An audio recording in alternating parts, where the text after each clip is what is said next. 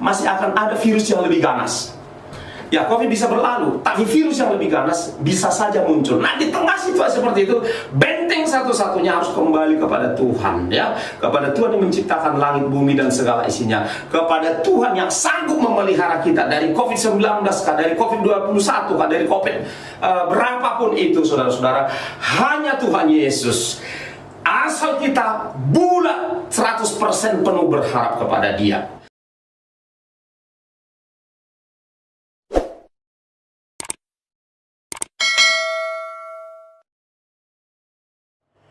Baik, senang bisa berjumpa lagi dengan Bapak Ibu, saudara sekalian lewat program Miracle Morning. Selamat pagi semuanya. Harapan kami Bapak Ibu saudara sekalian ada dalam keadaan baik-baik, dalam pemeliharaan Tuhan. Amin. Ada dalam semangat, ada dalam sukacita. Ya, pagi hari ini kita akan sama-sama renungkan satu kebenaran firman Tuhan dari Matius 25. Namun sebelumnya saya mengajak kita untuk kita sama-sama berdoa. Mari kita berdoa. Bapa dalam sorga, dalam nama Tuhan Yesus, pada kesempatan ini kami mohon Tuhan ada di antara kami, di hati kami. Kami mohon hadirat Tuhan melingkupi kami sekalian. Dan kami serahkan mimbar ini dan program ini ke dalam tangan-Mu.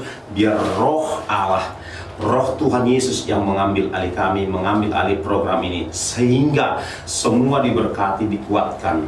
Sebab firman-Mu adalah kebenaran, dan firman-Mu adalah pelita bagi kaki kami, terang bagi jalan-jalan kami.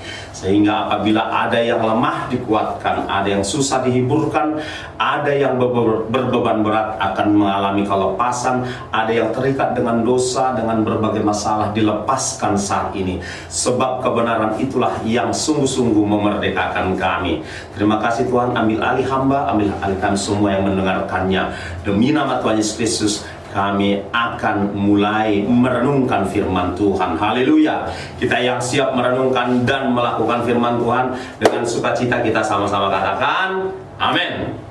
Baik, Bapak Ibu Saudara yang dikasihi oleh Tuhan Yesus Kristus, kita akan terlebih dahulu membaca dari Matius 25 ayat 1 hingga ayat yang ke-13. Saya akan bacakan bagi kita semua. Demikian. Perikopnya adalah gadis-gadis yang bijaksana dan gadis-gadis yang bodoh. Ayat 1. Pada waktu itu hal kerajaan sorga seumpama 10 gadis yang mengambil pelitanya dan pergi menyongsong mempelai laki-laki. 5 diantaranya bodoh dan 5 bijaksana. Gadis-gadis yang bodoh itu membawa pelitanya, tetapi tidak membawa minyak. Sedangkan gadis-gadis yang bijaksana itu membawa pelitanya dan juga minyak dalam buli-buli mereka. Tetapi karena mempelai itu lama tidak datang-datang juga, mengantuklah mereka semua lalu tertidur. Waktu tengah malam terdengarlah suara orang berseru, "Mempelai datang, songsonglah dia." Gadis-gadis itu pun bangun semuanya lalu membereskan pelita mereka.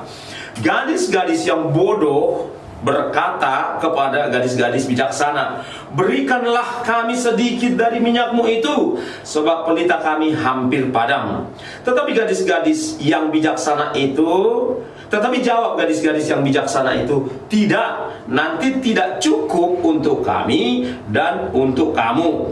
Lebih baik kamu pergi kepada penjual minyak dan beli di situ." Ayat 10. Akan tetapi waktu mereka sedang pergi untuk membelinya, datanglah mempelai itu dan mereka yang telah siap sedia masuk bersama-sama dengan dia ke ruang perjamuan kawin, lalu pintu ditutup. Kemudian datang juga gadis-gadis lain itu dan berkata, "Tuan, Tuan, bukakanlah kami pintu."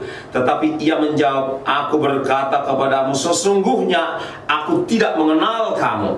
Karena itu berjaga-jagalah, sebab kamu tidak tahu akan hari maupun akan saatnya." Bapak, Ibu, Saudara yang dikasihi oleh Tuhan Yesus Kristus, adapun perumpamaan tentang 5 gadis yang bijaksana dan 5 gadis yang bodoh ini adalah berbicara tentang 2 jenis orang Kristen. 2 jenis orang Kristen. Satu orang Kristen yang bijaksana, satu orang Kristen yang tidak bijaksana. Yang bijaksana itu dalam penantiannya terhadap kedatangan Tuhan Yesus kali kedua, mereka senantiasa membangun hubungan dengan Tuhan, mereka senantiasa tekun berdoa, mereka senantiasa tekun baca firman Tuhan, mereka senantiasa tekun menyembah Allah, mereka senantiasa tekun beribadah, serta melakukan amanat daripada Tuhan Yesus Kristus. Itulah yang membuat mereka terus ada gairah. Di sini dikatakan minyak, tapi sesungguhnya itu berbicara tentang gairah, semangat, pengurapan. Itu ada terus di dalam hidup mereka, karena mereka tidak mengenal jemu-jemu untuk bersekutu dengan Tuhan. Nah, sedangkan gadis yang bodoh itu juga adalah orang Kristen, tetapi tampaknya menurut perumpamaan ini mereka adalah orang Kristen yang rada pemalas. Malas baca firman, malas berdoa, malas menyembah Tuhan, malas beribadah, malas penginjilan, malas melakukan semua kehendak Tuhan. Tampaknya mereka ini hanya rajin melakukan kemauannya sendiri dan agendanya sendiri, sehingga karena kemalasannya ini untuk beribadah kepada Tuhan, mereka tidak punya kekuatan yang cukup di dalam dirinya. Ketika mereka mulai bosan menantikan kedatangan Tuhan Yesus, mereka kehabisan tenaga. Nah, di saat kehabisan tenaga, mendadak kedatangan Tuhan itu datang mendadak, mereka sudah tidak punya kesiapan lagi. Mereka didapati dalam posisi tertidur, tertidur iman, tertidur rohani, tertidur ibadah mereka. Nah, Bapak Ibu Saudara yang dikasihi oleh Tuhan Yesus Kristus, COVID-19 telah memberikan pelajaran kepada kita, apakah kita menjadi 5 gadis yang bijaksana, apakah kita menjadi orang Kristen yang terus-menerus bertekun membangun ibadah di dalam rumah masing-masing, karena ibadah di dalam gedung ibadat, di dalam gedung gereja itu lama tutup, kan begitu ya. Kalaupun ada, hanya berupa live streaming yang kita tahu itu tidak sepenuhnya, ya jauh, sangat-sangat jauh daripada suasana kalau ibadah kumpul di dalam satu gedung. Nah, keadaan selama 2020 itu menguji orang, apakah dia tetap bertekun menantikan Tuhan atau tidak, saudara-saudara. Apakah dia tetap bertekun beribadah atau tidak. Nah, jika saudara menemukan dirimu masuk bilangan orang yang tekun beribadah, tetaplah beribadah, tetaplah berjaga-jaga, tetaplah tekun berdoa, tetaplah bangun penyembahanmu di rumah, tetaplah baca Alkitab, tetaplah lakukan penginjilan, tetaplah layani satu dengan yang lain. Dan apabila engkau adalah orang yang menemukan dirimu bagaikan gadis yang bodoh itu, malas berdoa, malas baca firman, malas membangun mesbah di rumah, malas melayani, malas untuk baca Alkitab, malas penginjilan, ini saatnya yang sangat genting buat engkau. Jangan teruskan kebiasaanmu ini, saudaraku, tapi mari saat ini bangkitlah, harus menjadi orang yang mau tekun berdoa, beribadah kepada Tuhan, baca Alkitab, ya, berdoa, harus bertekun. Tidak ada pilihan lain, saudaraku. Karena demikian Tuhan menjamin di dalam Wahyu 3 ayat 10. Ya, saya akan bacakan kepada kita sebentar sebelum kita lanjutkan ke sini. Di dalam Wahyu 3 ayat 10 itu dikatakan, Bapak Ibu, bahwa orang yang bertekunlah yang mendapat perlindungan dari Tuhan. Kan begitu ya.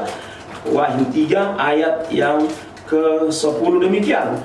Karena engkau menuruti firmanku untuk tekun menantikan aku, maka aku pun akan melindungi engkau dari hari pencobaan yang akan datang atas seluruh dunia untuk mencobai mereka yang diam di bumi.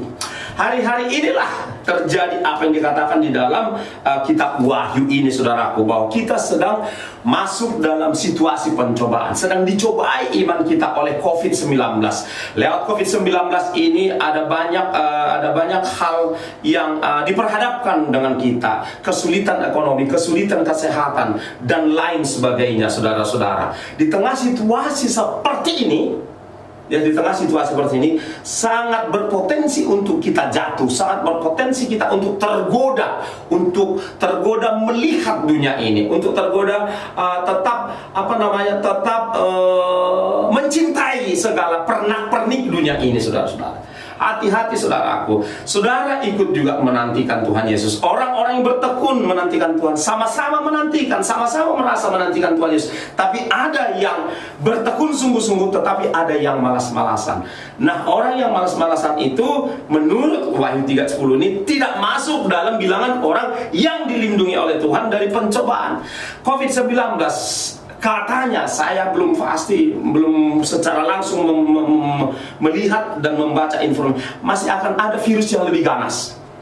Ya, COVID bisa berlalu, tapi virus yang lebih ganas bisa saja muncul. Nah, di tengah situasi seperti itu, benteng satu-satunya harus kembali kepada Tuhan, ya, kepada Tuhan yang menciptakan langit, bumi, dan segala isinya, kepada Tuhan yang sanggup memelihara kita dari COVID-19, dari COVID-21, dari COVID berapapun itu, saudara-saudara. Hanya Tuhan Yesus. Asal kita bulat 100% penuh berharap kepada Dia. Bapak, Ibu, Saudara, melihat keadaan tanda-tanda zaman ini, saya mendorong kita sekalian untuk mengurangi cita-cita. Ya, ini mungkin terbalik, kontroversi, tapi nggak masalah. Kurangi cita-citamu. Ya, cita-cita untuk senang di dunia, untuk mencapai pencapaian A, B, C, D, kurangi. Supaya engkau bisa bulat, kau pencapaian surga. Jika engkau masih terikat dengan segala pencapaianmu, kenikmatan dunia ini, popularitas-kah, hedonisme-kah, kesenangan-kah, pujian dari manusia-kah, sukses-kah, dan lain sebagainya, engkau akan terjerat dengan kenikmatan dunia ini. Maka firman Tuhan akan digenapi dalam hidup saudara yang berkata, di mana hartamu berada, di mana angan-anganmu berada, di mana cita-citamu berada, di situ hatimu berada. Be careful, saudara. Hati-hati, saudara. Make sure, pastikan bahwa hatimu ada di sorga, bahwa hatimu ada pada kerajaan Allah, bahwa hatimu ada pada pekerjaan Tuhan. Maka dengan demikian engkau akan lempeng kalau sewaktu-waktu Yesus datang dan sewaktu-waktu pengangkatan terjadi, engkau nggak punya beban apa-apa. Nothing tulus, nggak ada yang perlu dipikirkan lagi, saudara-saudara. Bekerja, cari duit tetap, tetapi jangan melekat hatimu kepada cari duit. Ya, jangan ke situ melekat, cari duit harus. Bagi orang yang kerja, bagi orang yang usaha, silakan. Tetapi jangan melekat hatimu kepada duit, kepada kekayaan, kepada kesenangan, popularitas, kenikmatan dunia ini, Bapak Ibu Saudara.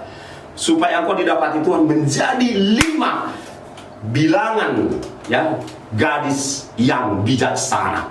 Dan Tuhan tidak akan mengatakan kepadamu, aku tidak mengenal engkau. Tapi sebaliknya Tuhan akan berkata kepadamu, aku mengenal engkau. Masuklah dalam perjamuan anak domba Allah itu. Masuklah dan syabaslah engkau, kata Tuhan.